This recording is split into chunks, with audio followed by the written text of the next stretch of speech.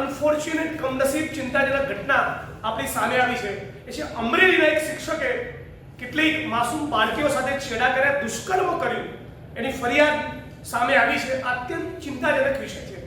પણ જે ગુજરાતની અંદર ભારતીય જનતા પાર્ટીનો એક ધારાસભ્ય નામે ગજેન્દ્રસિંહ પરમાર, એની સામે હાઈકોર્ટના આદેશના પગલે ગુનો દાખલ થયો બળાત્કારનો, અને હજી સુધી ગુજરાતની સરકાર તેની ધરપકડ કરી શકતી ના હોય તો ગુજરાતમાં બેન દીકરીઓ માતાઓ ક્યાંથી સુરક્ષિત રહેવાની?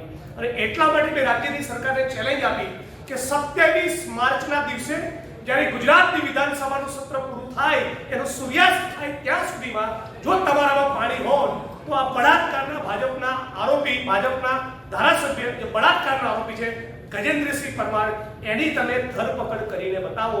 આ મુદ્દે પણ આખી ભારતીય જનતા પાર્ટીની કેબિનેટ અને તમામ ધારાસભ્યો મૌન હતા. અમરેલીની ભોગ બનેલી, દુષ્કર્મનો ભોગ બનેલી દીકરીના મુદ્દે ભાજપના પ્રવક્તાઓ સિમ્પથેટિક વલણ મીડિયાની સમક્ષ રજૂ કરશે અગાઉની ભૂતકાળની ઘટનાઓની જેમ, પણ ગુજરાતમાં બેન દીકરીઓને માતાઓ ક્યાંથી સુરક્ષિત હોય જ્યાં ભાજપનો એક ધારાસભ્ય પોતે જ એ બળાત્કારી બનીને ફરતો હોય? અને બધા સોશિયલ મીડિયામાં કદાચ તમે વિઝ્યુઅલ જોયા છે, કુંભના મેળામાં ફરતો હતો. એટલે હવે સમજાયું કે એ માણસ કુંભમાં પાપ ધોવા માટે કેમ ગયો હતો.